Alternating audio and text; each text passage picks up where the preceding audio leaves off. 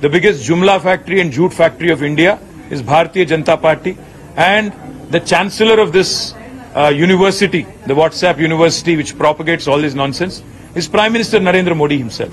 What I found amusing are the white lies of Honorable Prime Minister, clearly fabricated, and I think he should start writing scripts for movies. He'll make a great storyteller and a great story writer. This Prime Minister is so inconsistent. He says on the one hand, BRS has funded Congress in Karnataka, and he says that he has not allowed us into NDA. हमें कोई पागल कुत्ता ने काटा है क्या कि NDA में हम जाके शामिल हो जाएं? आज पूरे के पूरे पार्टी आपको एनडीए को छोड़ के बाहर जा रहे हैं। आपको अगर आप देखेंगे, शिवसेना छोड़ के गई आपको, जनता दल यू आपको छोड़ के गई है, तेलुगु देशम आपको छोड़ के गई है, शिरोमणि अकाली दल आपको छोड़ के गई है। साथ है कौन आपके? सीबीआई, ईडी, आईटी, इनके अलावा है कौन आपके एनडीए में? आज प्राइम मिनिस्टर ये मानते हैं अपने आप को कि वो बहुत क्लीन आदमी है और बाकी पूरा दुनिया करप्ट है। प्राइम मिनिस्टर को मैं याद दिलाना चाहता हूं, क्या हो गया हिमंत बिस्वा शर्मा पे जो केस था, आपके पार्टी में शामिल हो गए, केस गायब। हमारे यहां के जो एमपी हैं, सीएम रमेश और सुजना चौधरी, उन पे आरोप लगाए, केस भी लगाए, ईडी, सीबीआई, आईटी, क्या हो गया केसों का? नारायण राणे पे केस क्या हो गया? ज्योतिरादित्य पे, सिंधिया पे जो केस थे, आपके साथ शामिल होने के बाद क्या हो गया? और आप जब बात करते हो प्राइम मिनिस्टर साहब कि फैमिली पॉलिटिक्स, डायनेस्टी, मैं आपसे पूछना चाहता हूं, है कौन अनुराग ठाकुर? धुमाल के बेटे नहीं है? ज्योतिरादित्य सिंधिया कौन है? माधवराव जी के बेटे नहीं है क्या?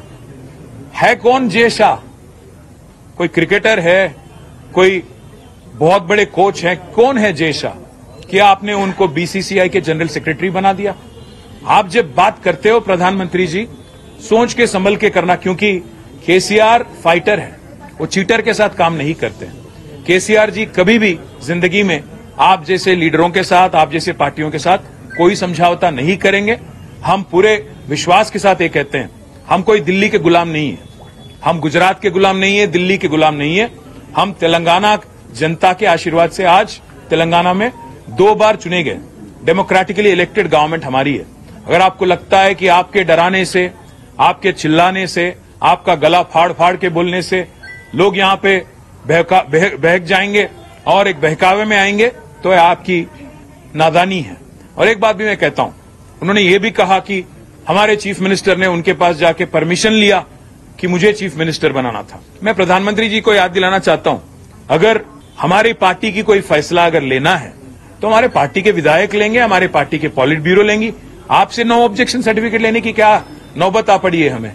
हमें कोई फर्क नहीं पड़ता कि मोदी या बीजेपी क्या मानती है, क्या किसको देखना चाहती है। यहां पे तेलंगाना जनता आज केसीआर जी को तीसरी बार मुख्यमंत्री बनाने के लिए, चुनने के लिए तैयार है। आप कितना भी गला फाड़ ले, कितना कुछ भी बोल लें और कितने भी झूठ बोल लें, जितने भी सफेद झूठ आप बोलें, आप कुछ भी नहीं कर पाएंगे। और मैं आज चैलेंज करता हूं बीजेपी को, पिछली बार जो चुनाव हुए थे तेलंगाना में 2018 में, आपके 105 विधानसभा के कैंडिडेट की डिपॉजिट जब्त हो गई, जमानत जब्त हो गई थी।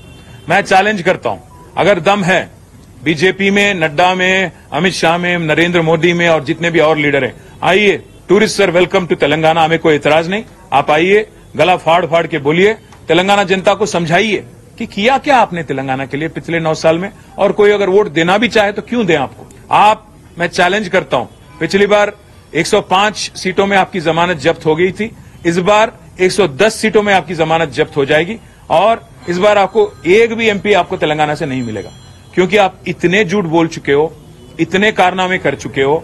और सबसे अहम बात ये पूछना चाहता हूं प्राइम मिनिस्टर, आप ये मानते हो अपने आप को कि आप बहुत ही साफ इंसान हो, बहुत ही करप्ट क्लीन इंसान हो, तो आप क्यों मुखर गए?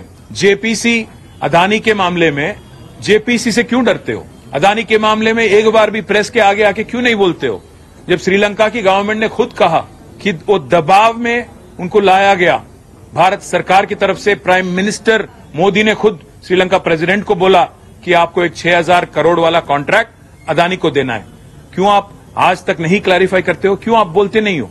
हर किसी को डरा के, धमका के जो काम चलाने की तरीका आपने सीखा है, मैं प्रधानमंत्री जी आपसे कहता हूं, ये तेलंगाना में ना चलेगी। आपकी जितने भी यहां पे साजिशें हैं, आपकी जितने भी यहां पे कोशिशें हैं, सारे के सारे नाकाम रहेंगे।